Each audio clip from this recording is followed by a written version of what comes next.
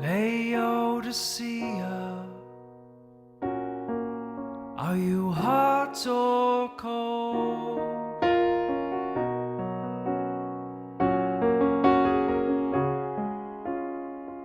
Laodicea,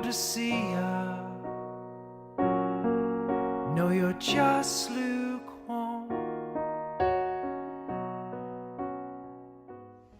Hello friends, this is Ryan in rural Hawaii, and we're about to enter the new year, and I thought there's no better time than now to sit down with you and have another discussion specifically tailored for fellow Seventh-day Adventists like myself. For most of us, this past year has been a difficult one. Whether you consider matters from a social perspective, an economic perspective, a political perspective, whatever angle you look at this from, you see that the times are troubled. Socially, we've probably never been more divided. Economically, we're witnessing the destruction of the middle class. Individuals losing their jobs in mass, foreclosures on the rise, many more to come here in the new year. And with that, we're witnessing an increase in dependence upon the government.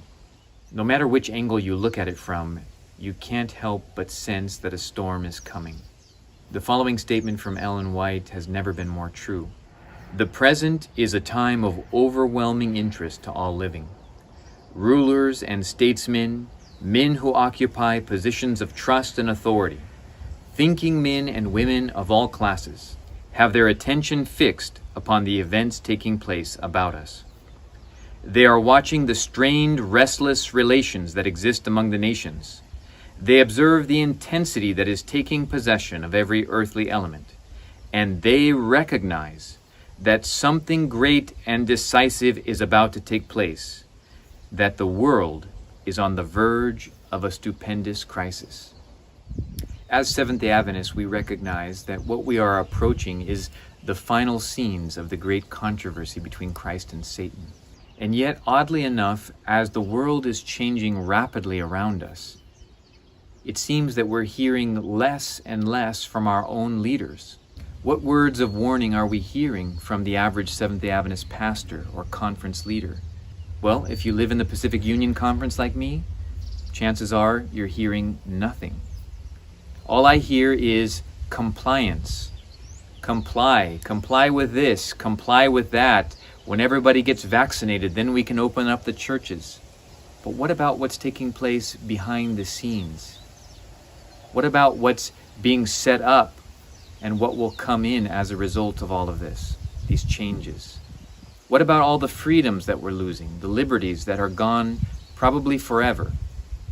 Initially, we heard that our freedoms would come back after we took 2 weeks to slow the spread, and then we were told, no, it would be maybe midsummer, and then we were told, oh, wait, we have to wait for the vaccination, and now the vaccines are out, and now we're told, you know what, even after you get vaccinated, then you cannot still have the freedom to move about as before. We're told about a new normal. In fact, the powers that be are now telling us that we have to look till probably 2022 before things get back to a new normal. The goalposts are rapidly shifting. And yet it seems we're told by leaders that there is little cause for alarm. Personally, I've come to the conclusion that many in Seventh-day Adventist church leadership are at best asleep, and at worst, some are corrupt and exerting a corrupting influence upon our people. I believe that a more appropriate message to spread within our churches is that of repent, for the kingdom of heaven is near at hand. Christ is soon to come. I think of this quotation from Review and Herald, where Ellen White summarized it this way: the Lord is coming. Time is short. Get ready, and get ready. So how should we be getting ready? The servant of the Lord has advised us here in Last Days Events, page 66. Christians should be preparing for what is soon to break upon the world as an overwhelming surprise. And this preparation they should make, how? By diligently studying the Word of God and striving to conform their lives to its precepts. Beyond this spiritual preparation, there is a physical preparation to be made. And we can read about this in many places, including Country Living, page 21. I see the necessity. Notice the use of the word necessity. That's something that is required, something that is indispensable, unavoidable. It is the opposite of something that is optional. She writes, I see the necessity of the people of God moving out of the cities into retired country places where they may cultivate the land and raise their own produce. Notice the last sentence, I see the necessity of making haste to get all things ready for the crisis. Adventist Home, page 141. Again and again, the Lord has instructed that our people are to take their families away from the cities into the country where they can raise their own provisions. Why? For in the future, the problem of buying and selling will be a very serious one. What we've seen this past year is not the crisis, but it's leading somewhere. Restrictions in congregating in our own churches, restrictions on travel, some restrictions on free speech, restrictions on the ability to work and earn a living.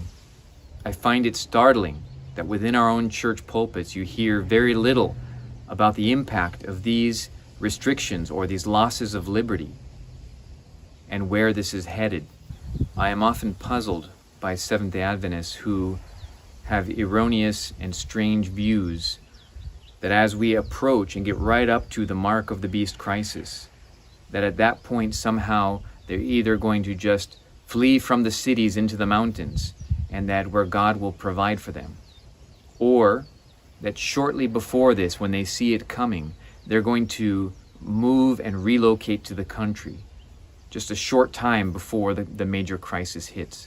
Neither of these are biblical or supported by the spirit of prophecy. Yes, it's true that you may be able to find 3 quotes out of so many scores of quotations by Ellen White that might lead you to believe that that would be true. But we as Seventh-day Adventists know better. We're supposed to be the people of the book, the people who understand the scriptures. We often look in disbelief at these denominations who will make whole doctrines off of fragments of scriptures. You know, the thief on the cross, today you will be with me in paradise. Therefore, I conclude that you go to heaven immediately when you die.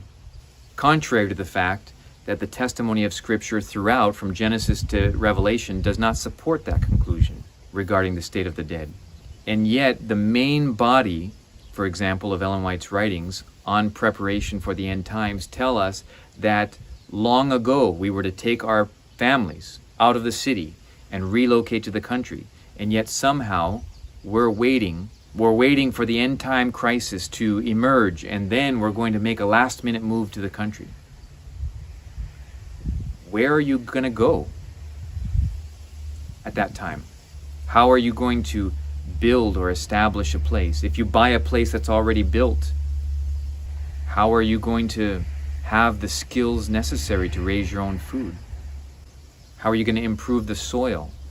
My point is that moving from the city to the country and making that transition mentally, not just physically, but learning those skills which are entirely foreign to people living in the city. Learning how to raise your own provisions and to have your own independent water or power or food sources. All of this takes a lot of training and education, and it's learned over years of experience. It's not learned in a moment's time. And for the others, they plan to bypass this whole experience entirely and just leave from the city right into the mountains. That's not supported from the testimonies. Sure, you can find those couple quotations that may lead you to believe that, while you're ignoring the other 30 or 40 quotations which say something quite the contrary, Yes, there will indeed be a time to flee to the mountains because of religious persecution. But that time comes later, in the time of Jacob's trouble. The best time to move your family to the country was years ago.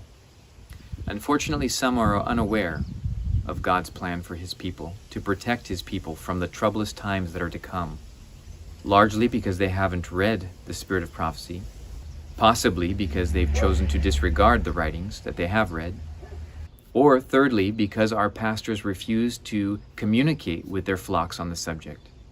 The following quotation just came to mind. The present truth, the special message given to our world, even the third angel's message, comprehends a vast field containing heavenly treasures. No one can be excusable who says, I will no longer have anything to do with these special messages. I will preach Christ. And that is what many of our ministers are doing these days.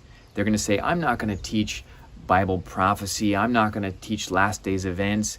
I'm just going to teach Christ. I'm going to preach about the love of God. And what does Ellen White say about these SDA ministers? No one can preach Christ and present the truth as it is in Jesus unless he presents the truths that are to come before the people at the present time when such important developments are taking place. We are seeing the unfolding of last days events around us.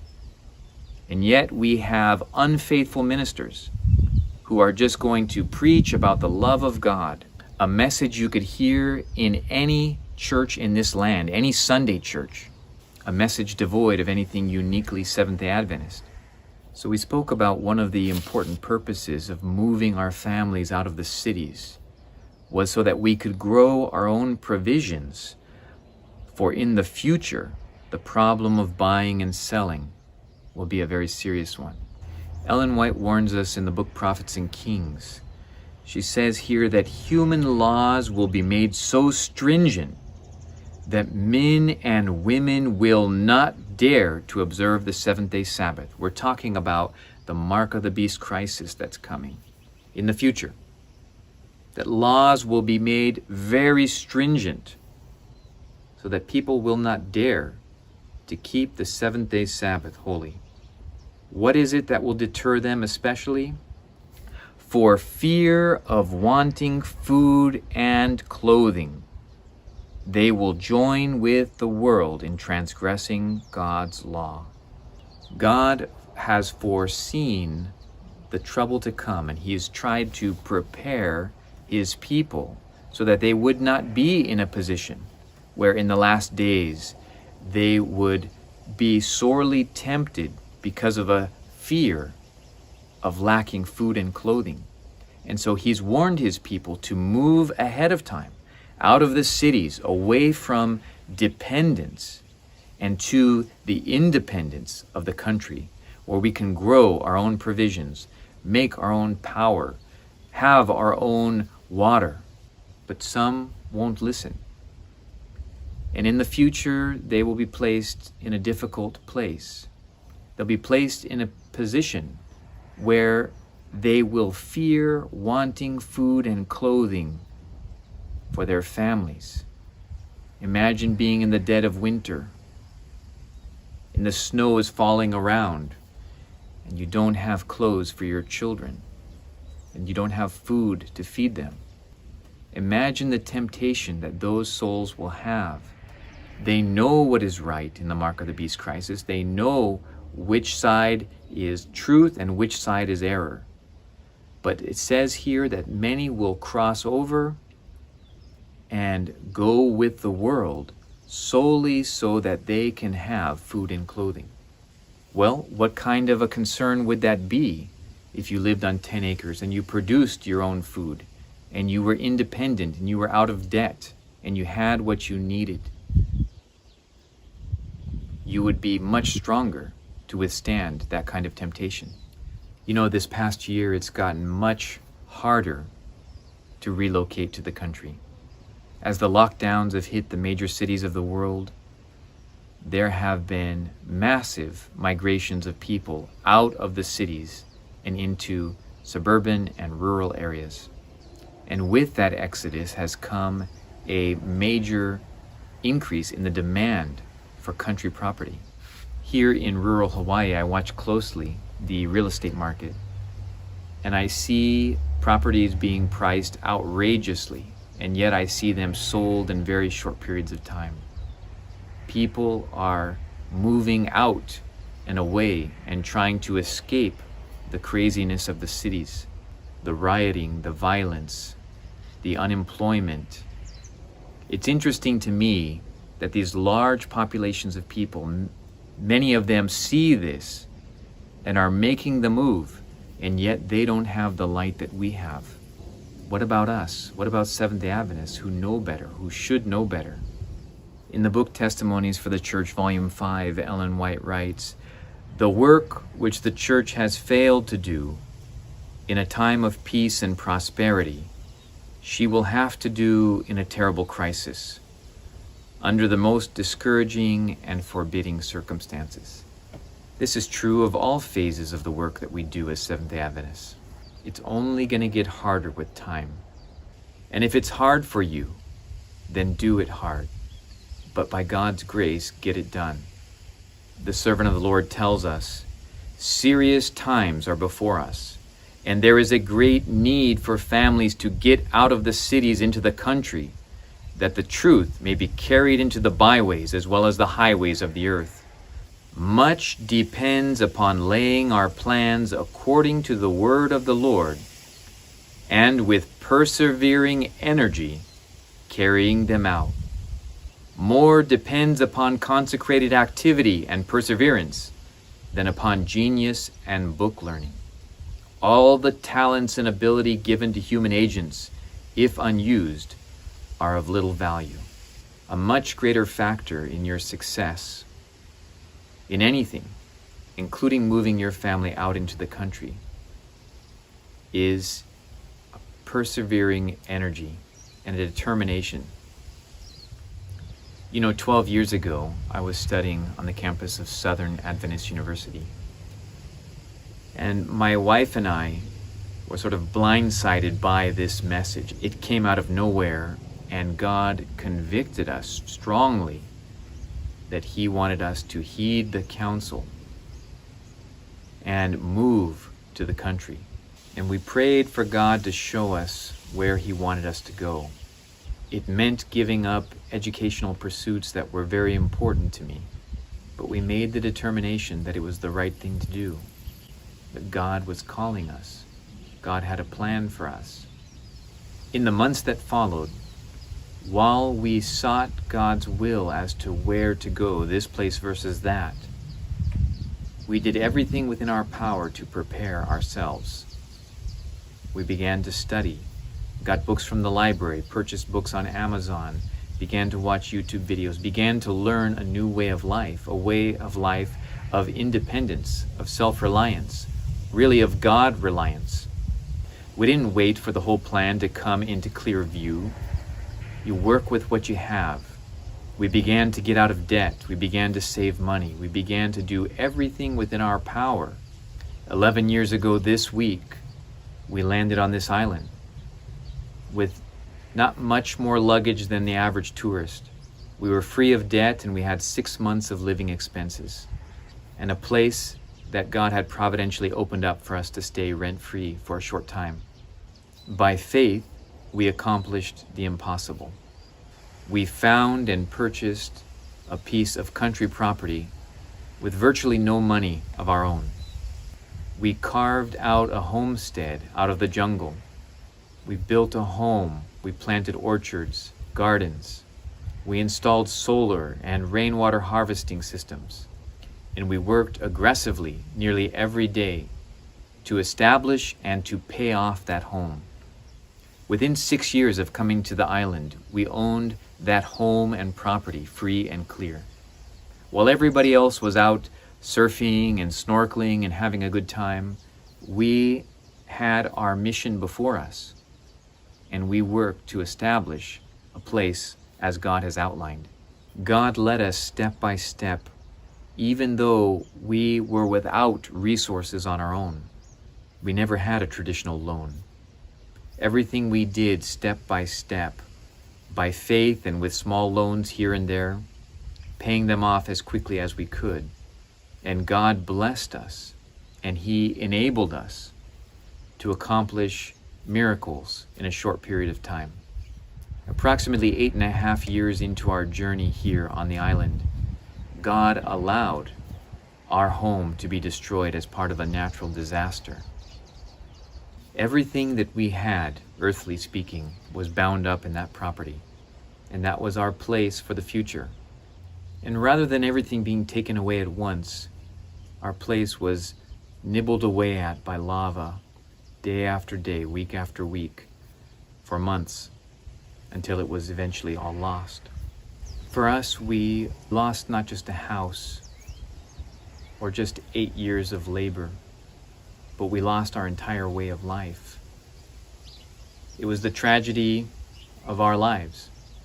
But after the initial grief, our resolve renewed and determination to do it again. That the same God who enabled us to do the impossible could do it again. Sure, by this time I was 40 years old and broke, looking to help my family re-establish a home in the country, in a place where a modest home on acreage is $1 million. And yet my wife and I determined to do it again, to build and to buy and to plant, to keep our family out of the city, to prepare our family for tough times to come, to again become debt-free. It's been 2.5 years since that time, and I've been working 80-hour weeks since then, doing whatever it takes to get my family back to the country, to do whatever it takes to get my family prepared for the future. And God has worked miracles every step of the way. And my question to you is, what about you? What's standing in your way? In the book Country Living, we find the promise: God will help His people to find such homes outside of the cities. Do you believe? Where is your faith? I claim this promise, and God is working miracles for me and my family.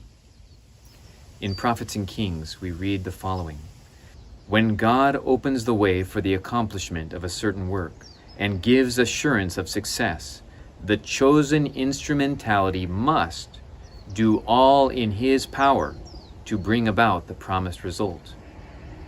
We must cooperate with God. There is hard work to be done in establishing a country home.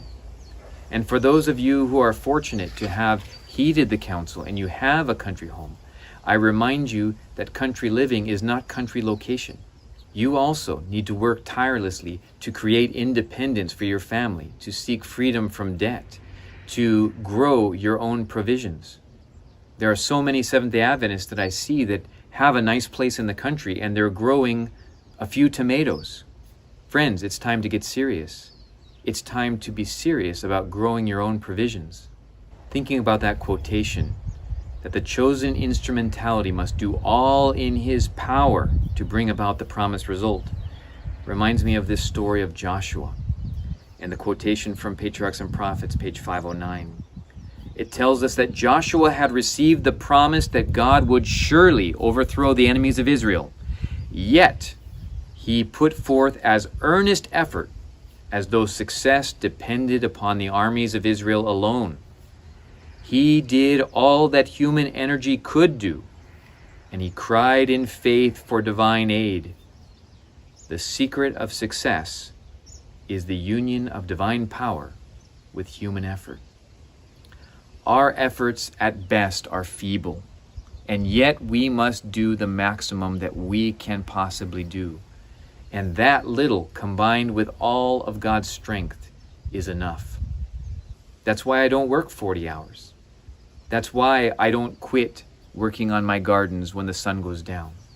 You get out the headlamp. If it's raining, you get out the umbrella and you continue. Because work doesn't stop when you're tired. The work stops when you're done. The move to the country begins with hearing the counsel of God, studying it for yourself, and making a decision to obey. The same voice that warned Lot to leave Sodom bids us, "Come out from among them and be ye separate, and touch not the unclean." Those who obey this warning will find a refuge. Let every man be wide awake for himself and try to save his family. Let him gird himself for the work. God will reveal from point to point what to do next. God will guide his people, and when we make a decision to follow his counsel, he will reveal to us from point to point what to do next. In closing, I'd like to remind us that the work of the people of God is not merely to observe the signs of the times, but it is to prepare for the events of the future, which will soon come upon them with blinding force. May God grant us grace and determination to break down every obstacle in the relocation of our families outside of the cities. Laodicea, you're stuck in your chair.